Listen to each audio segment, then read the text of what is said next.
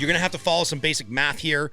Don't worry, I'm not leading you astray. I'm going to take some grandiose assumptions. I'm going to, round to the nearest million in a couple of scenarios. And if you're listening to those podcasts, you don't have the benefit of the visual on YouTube, which if you're listening to the podcast, you should go subscribe on YouTube because sometimes we show visuals that are pretty cool.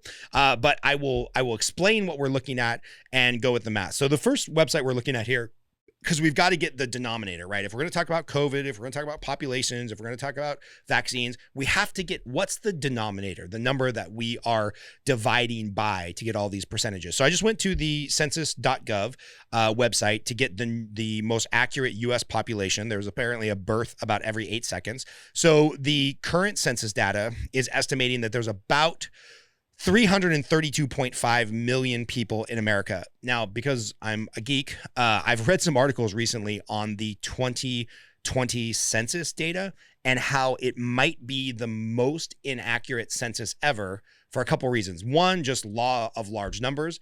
As you get bigger and there's like a 1% variance of population or, margin of error, when you're at 100 million people versus 330 million people, obviously the number, not the percentage of the number, but the number gets much larger. So, when the census says there's a 1% or 2% or 6% margin of error, those numbers get pretty big when we're talking about 330 million people. That's number one. Number two, because of the rhetoric from Donald Trump and the actions of ICE, the immigration, God, I can never remember what ICE stands for. You have to look it up, Chris. Anyway, the people that deport people, the branch of the government that deports people, because of their most aggressive actions in probably decades under Trump, and then just a lot of fear mongering by the media, the thought is that the illegal immigration population of America, which can respond to the census without, negative ramifications, they think a lot of people just didn't respond. And there's some ways that they guesstimate the numbers and extrapolate the numbers, but it's really hard when you're talking about illegal immigrants in household formations that tend to be bigger than U.S. citizens or legal immigrants. So I've read some stats that like this population survey might be off by as much as like 15, 20, 30 million, something like that. So just for ease of mathematics and giving some of these articles that we've read their due, that the U.S. population might be significantly greater than this 332 million. And since we're growing at a birth every 8 seconds, let's just put it at 350 million of people in America. I've heard this estimated as high as 380 million, as low as 320 million. The census comes in at 330 million, but they even admit a certain margin in error, and especially for illegals that are in the country, which, depending on what article you read on that, might be as low as 12 million, might be as high as 35 million. Who the hell knows?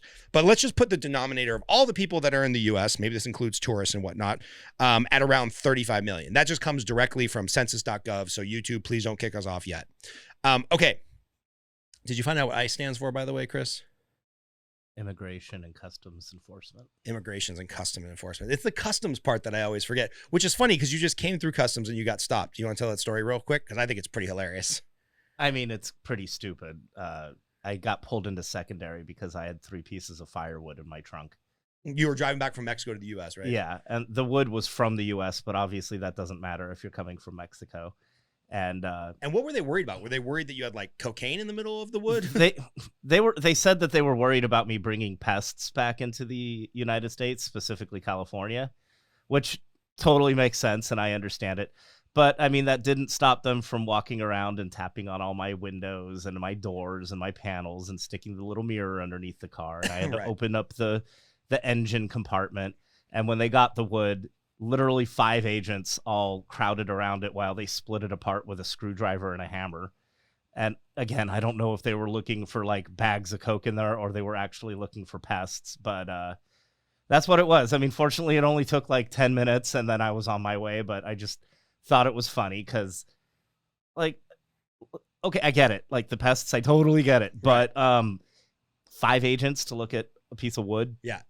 Were they at least polite? They were polite. Okay, yeah, cool. they were polite. Hey, score one for U.S. customs agents. But to be fair, I'm terrible at picking lines, and as you may or may not know, in San Ysidro, you have a choice of about 30 different lines to pick, and the one I got in was like there were like 3 cars going through in every other lane for every 1 car in my lane. So the agent in my lane was just checking the heck out of everybody. Just having a bad day. And she even said, like, are you sure you have nothing to declare? I'm like, no, I just have some groceries. Like, oh, okay. Like, I think a sensor picked up something organic material, and it was the firewood.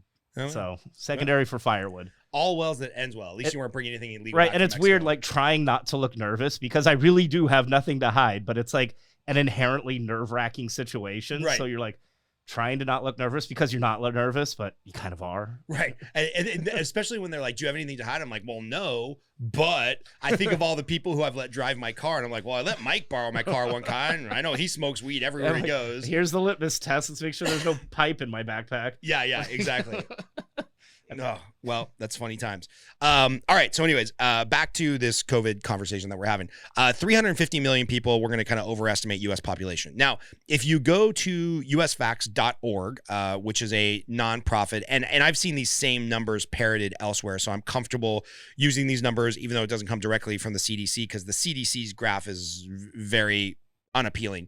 Now, there's a couple of things. This is talking about the U.S. nation's progress on vaccinations. So they're saying 189 million, or roughly 58% of the population, have received at least one dose of the vaccine. 163 million have received one dose of the vaccine. So that's about 50%. Now, the reason there's significantly more people that might have received only one dose is because, remember, until there was that little snafu with the warning label, Johnson & Johnson, their vaccine, which is responsible for 30, 40 million of the vaccines administered, they were a one dose type situation.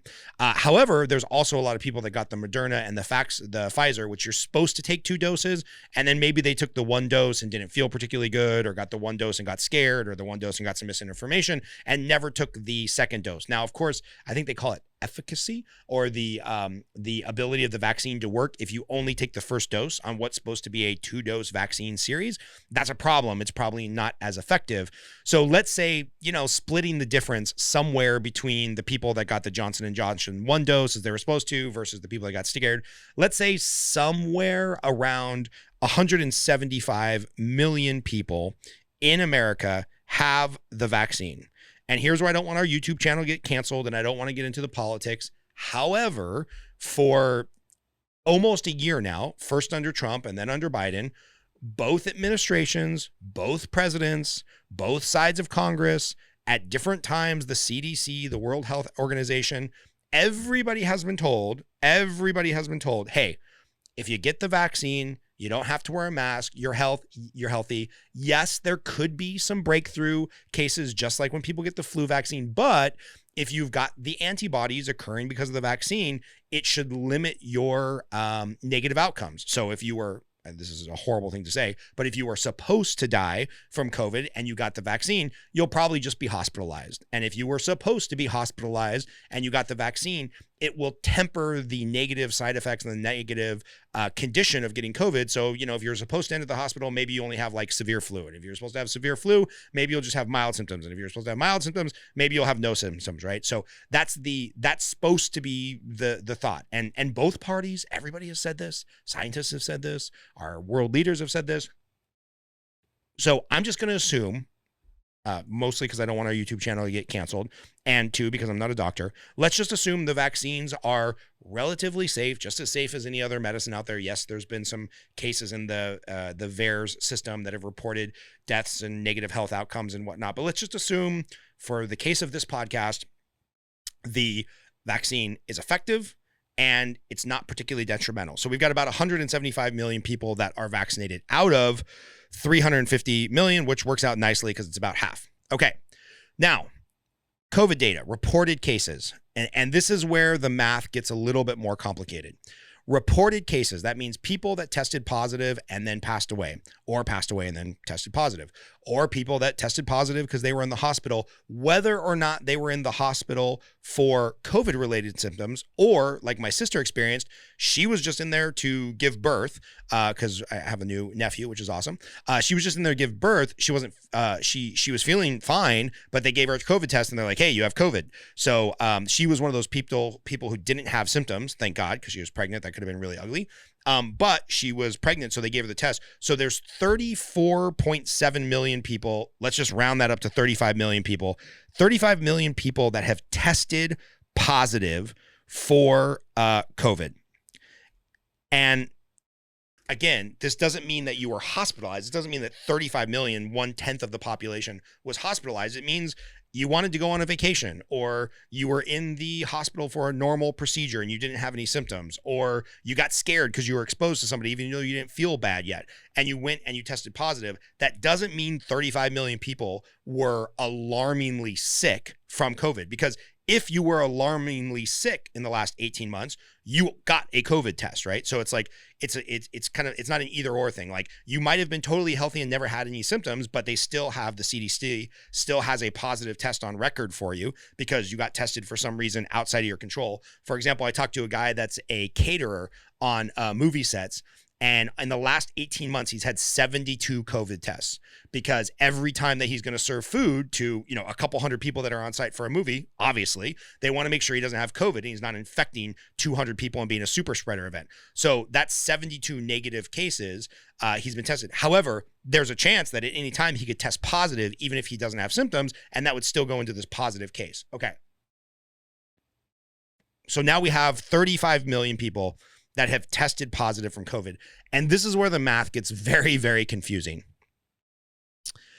And I've read this a couple different ways. The CDC is reporting that they believe 1 in 4.2 infections were reported, meaning of all the people in America that had COVID, probably only 1 in 4.2 actually had a reported case, meaning that they tested positive for COVID and then went into the database, right? Because you figure there's millions of people who have had COVID but didn't feel particularly sick, or knew they had it and knew that the medical prescription was basically just drink fluids and take some Tylenol and try to deal with the symptoms. So I know a lot of people that know for certain they had COVID. They're around other people that had COVID, then they had all the symptoms of COVID, but they're like, there's nothing they can do. I'm just going to kind of ride it out for the next 10 days, self-quarantine and whatnot.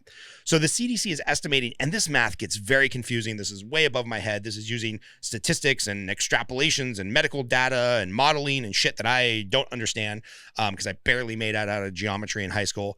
But 1.42 people who were infected actually tested positive or were reported. Same thing. They tested positive and then that goes into the report. So if you just take 35 million people times 35 million people who we know tested positive, and they're saying probably only 1 in 4 people who actually had the infection tested positive. So 34 million times 4.2, that gives us 147 million people who have had COVID in America. And that's a giant number. Now, I've read some articles that say that that's a way huge overestimate. I've read some articles and some political pieces that say that's a way underestimate. But just on the CDC website, they're saying that 1 person out of every 4.2 people that were infected actually reported the case that they were infected because they went and got a test, or they were forced to get a test, or they accidentally had a test, or whatever. Now, it's interesting because I don't know. I think that number could be lower. I think that number could be higher.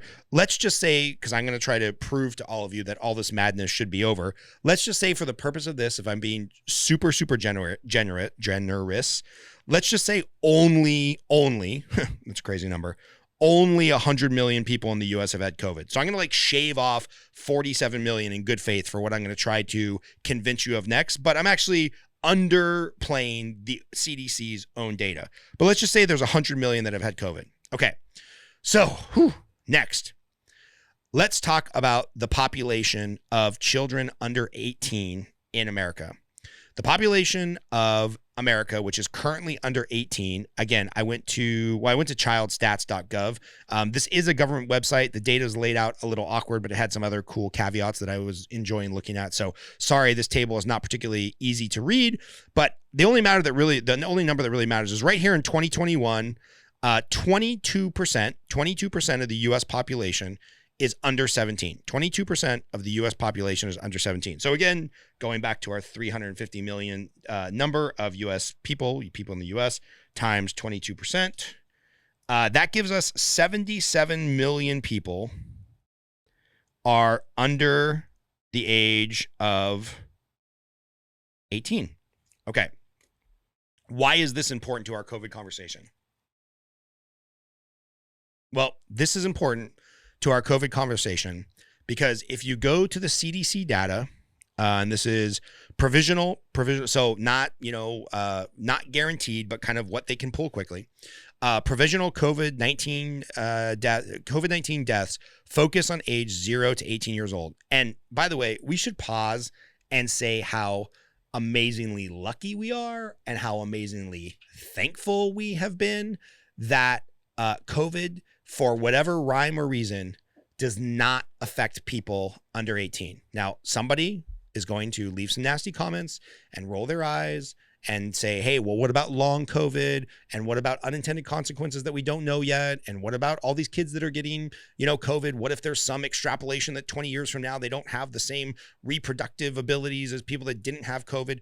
We don't know about all that. You can't prove the counter narrative, meaning we know what we know now, and you can't prove the counter narrative. And the counter narrative would be something like, but what about kids in the future when they're 35 and they have COVID and then they get cancer? Are they going to have worse health outcomes? We don't know any of that yet, so we can't extrapolate that data. We're just working on what we know. And what we know is that kids under 18 generally do not have negative outcomes to COVID. So this data that we're looking at is from it is data updated as of July 28th, and this goes all the way back to the beginning of 2020, when we started testing for COVID, when we started tracking COVID deaths, when we started tracking negative COVID outcomes. So starting the week of January 4th, 2020 to July 24th, 2021.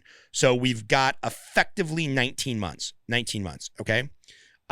There were 124 COVID deaths of children under the age of 4, and there was 282 deaths of children under the age of 18 from COVID. So 124 plus 282, that's 406 youth deaths from COVID in 19 months. Now, this is one place where I will extrapolate some information, and this is the thing that will probably get us banned from YouTube, is that, remember, there's a difference between correlation and causation. There's a difference of dying from COVID versus dying with COVID. So I hate to even say this out loud because I hate to personalize any death, but let's just go back to my sister, for example. My sister went to the hospital for a normal checkup to have her baby, or she might actually have been in the hospital to have the baby. They tested her for COVID. She had COVID. So if she had COVID, and I don't know this to be certain because I'm not a natal practitioner, or nor am I a pediatrician, or nor do I have a medical degree, but I would guess if the mother has COVID, the child probably has COVID or has the COVID antibodies. Now, let's say something went horribly wrong with the birth and something happened to my sister or the child, right? If that happened, just normal cause, because sadly, people do still die during pregnancy, and then they had a positive COVID test, that death, even though it wasn't COVID related, would go down on this table of somebody dying with COVID, right? Or potentially from COVID, even if it was something else. There was preeclampsia and somebody had bleeding issues, or there was some other type of pregnancy complications. So I think it's fair to say, of these 406 youths who are on this table, some percentage of them, I don't know if it's 1% or 70%, probably died, again, correlation versus causation, probably died with COVID versus from COVID. So, for example, I know one of the individuals who's counted in this number, actually, no, they're not counting in this number because I think they were just 19 or 20. One of the first young people to die in California, and it was a big news media story because this individual had died probably from going to Disneyland, getting infected from somebody coming home and passing away, which is tragic. He did die from COVID, but he was at Disneyland celebrating the fact that he had had some super rare testicular or prostate cancer, and he had just gone through multiple rounds of chemotherapy, and his immune system was shot, and his white blood cell count was probably down in the cellar because he had just gone through this tragic childhood form of cancer and whatnot. Now, of course, I'm never going to judge somebody going to Disneyland after recovering from, or thinking that they recovered from that. But in retrospect, probably not the best idea if your immune system is compromised. during COVID or not during COVID, to go to a place where a monster amount of people are there touching everything and spreading all kinds of germs. And any of you that have kids know that this to be true. You know, you go to Disneyland, somebody comes back sick, right? You go to preschool the first couple of weeks, somebody comes back sick. You go to a water park, somebody comes back sick because there's just shit everywhere, literal shit everywhere. So of this 406 youths who have died of COVID, from COVID, you know, some percentage is probably correlation, not causation. And if we think about, you know, let's say it's 400 or it's 300 or it's 200 or it's 100 out of 77 million children, many of which are a case study because many children have had COVID, and thankfully, they're not dying. They're not on respirators. I mean, it's really a miracle that this disease doesn't attack children the way it attacks the elderly. But we've got 77 million people under 18, many millions of which have had COVID, and luckily, only 406 has died. So if we just take 406 0.00000 divide by 77 million, that's 0.0001% of people under the age of 18 that have died of or from COVID or with COVID. Should say died from COVID or with COVID. 0.0001. And again, didn't get through calculus in high school, but that's effectively a rounding error.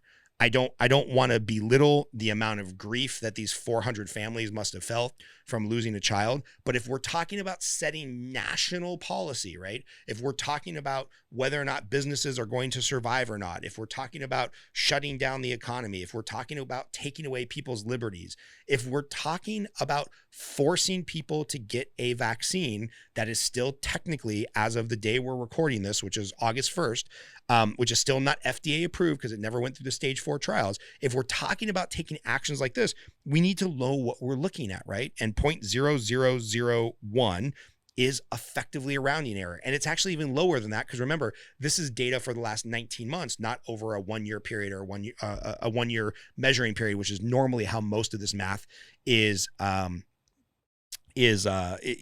studied and displayed. So now this gets a little complicated, and this is where if you're not watching, well, I guess it doesn't really matter because I don't have this Venn diagram up on the stage or up on the computer. So if we do this Venn diagram of like 175 million have been vaccinated, 100 to 150 million have had COVID-19, so they have the naturally occurring antibodies, right? That's historically when we didn't have vaccines, that's when you would get to herd immunity, when about 2/3 or 3/4 or 4/5 or 9/10 of the population of the little tribe or the country or the nation state or whatever, you know, when you got to a certain place where the disease didn't have anybody to jump to, that would be herd immunity.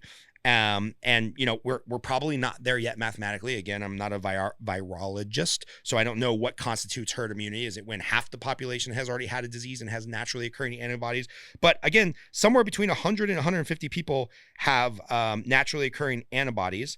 Then there's this other circle in the Venn diagram, about 77 million kids under 18 who aren't going to die from the disease and statistically don't really have a chance of dying, although some have died, let's be clear. And most of them, like an overwhelming percentage, 70, 80, 90%, have not even been symptomatic. They get it. They don't know they have it. The only reason we know they have it is because we happen to administer a test for some reason. So, you know, you've got, let's see, 175 million, plus you've got somewhere between 100 and 140 million who have had it. Then you've got 77 million under 18. Now, here's the other challenge. Of the, let's say, 100 million that have had the disease, right? We don't really know how many of those 100 to 150 million who have had the disease also fit into the Venn diagram of 175 million people that were vaccinated, or fit into the Venn diagram of 77 million people who are under the age of 18. Because obviously, let's say you got COVID a year and a half ago, but you didn't have any symptoms, and you're concerned about COVID because you don't know if you have the antibodies, so you just take the vaccine. So that's kind of doubling up on the numbers and diminishing this. But at the end of the day, you take 175 million plus 100 million plus 77 million, you know, we're at 250 million, maybe conservatively, maybe 275 million aggressively based on the math that we just looked at the CDC, then maybe you carve out 25 or 30% because of some overlap in this Venn diagram of people who got vaccinated and also already had COVID. So, maybe you end up somewhere around 250 million, 220 million, 210 million people in America either have naturally occurring antibodies, won't die from this, or have gotten vaccinated. And there's, maybe at most 350 million people in the country. We're pretty fucking close to like everybody's either had it, is vaccinated from it, or there's probably another cross section of 10 million, 20 million, 30 million, 40 million, 50 million people who have vaccine hesitancy, and they're just not going to get it no matter what. You make it required. You can't go to concerts. You tell them they can't work at the Veterans Administration or a hospital. There is a certain percentage of people that just aren't going to get the vaccine.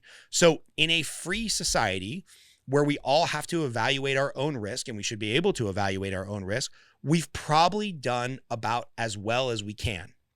And let's not forget, and this is, I think, the really important part, and this is probably what we'll title this little section, is like this idea of driving COVID down to zero and everybody having to get vaccinated. This is not the social contract America signed with our politicians. This is not as a good citizen, this is not the social contract that we signed with our politicians, right? Because if you got way back when, you remember, it was 2 weeks to flatten the curve. Hey, everybody, we got to do the right thing. We got to be good citizens. We got to shut down your job. We got to shut down this business. We all have to wear masks voluntarily, which, by the way, if you look at the voluntary mask wearing in states like California, even Florida before they reopened, even Texas before they reopened, especially in more liberal progressive states like Massachusetts, the voluntary mask wearing was like, depending on the region you're looking at, between like 82 and 92%. Like citizens did their part, right? That was the social contract with these people. All right, well, we'll let you, put us on unintended unemployment. We'll let you shut down our business. We won't have massive riots and protests in the streets over this. We won't hoard masks, although people hoarded toilet paper, which is still the weirdest thing to me. We'll wait until ventilators can be built. Like, when's the last time you saw a news report of ventilators? Because the American public, the manufacturing industry, they stepped up. Like Tesla stopped making Teslas for a while and started making ventilators. Johnson & Johnson and a bunch of other companies that you wouldn't think, car manufacturers, retooled their factories and pumped out a fuck ton of ventilators. When's the last time you heard about a shortage of ventilators, right? Because Americans answered the call, right? Americans did the right thing. They wore the masks. They stayed home. They let their business get deteriorated and financially devastated, and in many places bankrupt. I think Yelp put out a report that somewhere around 30 or 40% of restaurants on their site will never return to open for business again. So everybody did their part, right? Everybody did their part. And now the goalposts are changing where it's like, well, no. We have to drive COVID down to zero. We've got to make sure that, not one death of anybody over 18 or under this age or whatever metric they're choosing, right? And now it's, if you look at Don Lemon, and we should probably insert this Don Lemon clip here, Chris, because it's insane. Don Lemon was on CNN, and of course, a lot of other, I would say, more progressive or liberal reporters or voters get their kind of talking points from MSNBC and CNN. He's just going off about how anybody who hasn't been vaccinated, whether you had COVID or not, and by the way, I don't mind sharing this personally. It kind of weirds me out when people ask me, but whatever. I had COVID.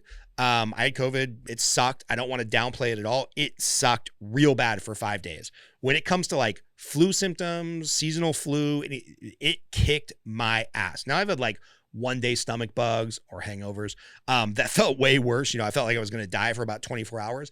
But this was really bad for about 5 days, and then massive fatigue and brain fog for about another 7 to 12 days after that. I don't want to downplay it at all. It sucked. But now I have naturally occurring antibodies to the disease, and I don't feel like rushing out and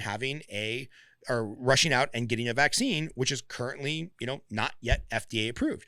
Maybe that will be soon, and maybe we'll reevaluate as a family what we want to do. But for now, that's just not part of our decision-making tree. Like, we had it, we're fine, I lived, we're good. Okay, cool, moving on. So The social contract that we all agreed to last March, April, May was like, hey, 2 weeks to flatten the curve, do what you can, retool industry, let's get supplies made. And we did it. And we did it, right? And then there's just an ongoing forever excuse about politicians, more and more control, more and more control, more and more control. And so now it's like, oh, well, if you're unvaccinated, even if you had COVID and you have naturally occurring antibodies, you shouldn't be able to do this, or you shouldn't be able to participate in society. And my answer is, fuck you. Like that one wasn't the social contract. Two, that's not what the math is panning out to show. Like we don't have to continue to be shut down. And number three, if you really want to be mad about something, or if you want to be really mad at somebody for vaccine hesitancy, if you really, really want to be angry about who's to blame, because everybody's got to have somebody to blame about why these idiot, moronic, anti-science, anti-vaxxer people won't go get vaccinated. And I refuse to even call people who won't get vaccinated this time around on this disease anti-vaxxers, because I think they're vaccine hesitant, and the vaccine hasn't been around long enough to prove that it's effective and as safe as other vaccines that we have in the repertoire. And after it gets FDA approved, I'll probably change some of my thinking on this. But I refuse to call people I refuse to call people who refuse to get the COVID-19 vaccine anti-vaxxers. I prefer to call them vaccine hesitant, because that's what they are. But if you really want to blame somebody, go back and watch some of the presidential debates. Go back and watch Chuck Schumer's comments. Go back and watch Kamala Harris's comments. Go back and watch Biden's comments. Because they wanted to take jabs at Trump during a very partisan political season of the presidential election, all of those people I just mentioned, Chuck Schumer, Joe Biden, Kamala Harris, they explicitly said that they would not take a vaccine, or they would be hesitant to take a vaccine designed under Trump. And they went on further to specifically say, if Trump told us to take the vaccine, AKA if a politician in charge told us to take the vaccine, we would not do it. And then they would but if Fauci said it was okay, or if the CD said it was okay, I would reevaluate. But it was, beat your chest. I'm scared of any type of vaccine. I don't trust any type of vaccine developed under Trump. And then I will not take a vaccine mandated by the president if Trump happens to still be president when the vaccine is released, or if he gets reelected and it's released later down the line. But if Fauci says it's okay, or if the CDC says it's okay, I guess I will. But think of how many people are sitting there. They hate Trump. They're scared of the government. They've seen the CDC, the World Health Organization, flip-flop on a bunch of ideas. And then they've got the leading politicians in the country who are most likely to win the presidency saying like, I'm hesitant about it. Anything developed under this guy, I don't trust. They're rushing it to market. I wouldn't take it if the president told me to take it. I mean, that is where a lot of the vaccine hesitancy and the negativity started. And now that we've politicized everything and we've made everything a party fight, you kind of reap what you sow, right? And so the last thing that I want to say on this is, I think this would be a much different conversation if children were dying at the same rate as elderly people, right? So let's say over 75 years of age, 343,000 people in the last 19 months have died of COVID, 343,000 over the age of 75. So if we take our 350 million, divide by 343,000, nope, I did that the wrong way. 343,000 divided by, see, I told you guys I barely made it through college, or barely made it through high school. 350 million, 0.000. I can't even get a number because my calculator doesn't go that high. What percentage would that be? That'd be like 0.5%. Yeah, 0.5% of elderly people. No. Chris, somewhere on your computer, do 343 million 343,000 divided by 350 million. 343,000 divided by 350 million. What percentage do we come up with? So I think if children were dying, this would be a much different calculus. People would be taking this much more seriously. There'd be a lot more concern. So what percentage is that? 0.0009. That seems awkward. Wait, what are the numbers again? 343,000. Oh, no, that's an unfair. Never mind. I screwed that all up because we need to know what percentage of Americans are over 75. So I screwed all the data up. Hold on. Population check. Where is my population check? So 65 and older. Okay, never mind. Here we go. This is the better way to do it. 17% of people are over 65. So 350 million times 17%. This will get us close enough. So about 59 million people are, call it, it's 59.5, so call it 60 million. 60 million are over 65. This has 75. So we got to take 134,000 plus 603,000 divide by, what number did I just tell you? All right, do this number, Chris. A bunch of numbers. A bunch of numbers. Give me 350 million times 17%.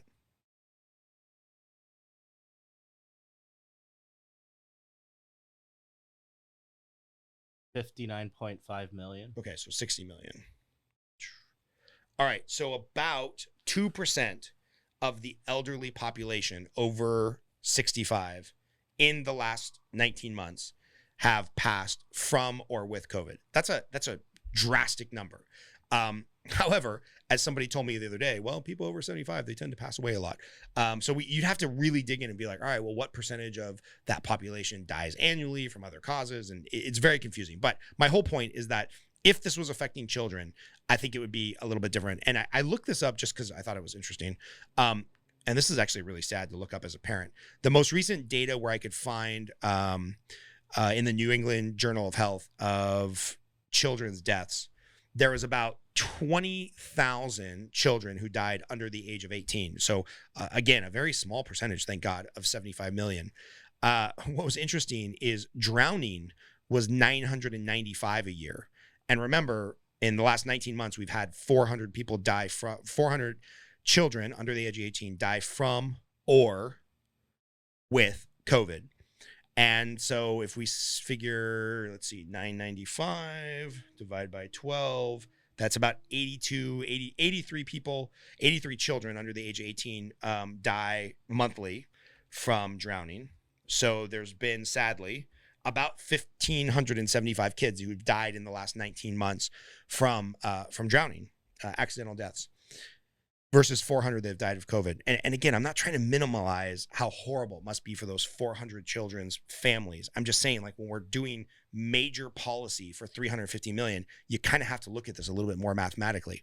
So imagine if tomorrow somebody I knew lost a child in a drowning accident, and somehow I had some big giant platform, or I was Nancy Pelosi or Chuck Schumer or Rand Paul or Ron Paul, somebody who had a huge media profile, could talk about this stuff passionately, had the ability to create policy.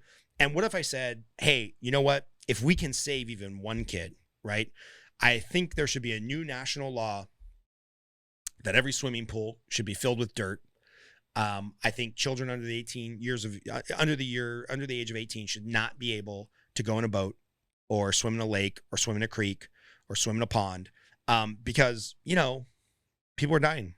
Like, if we could only save one life, first of all, everybody would think I'm batshit crazy. And the reason you would think I am batshit crazy is the same reason you should allow people to make their own decisions when it comes to COVID, make their own decisions when it comes to getting the vaccine, make their own decisions on whether or not they want to have their business open and whether or not they want to serve people with or without masks on, and whether or not they want their staff to have masks on or masks off.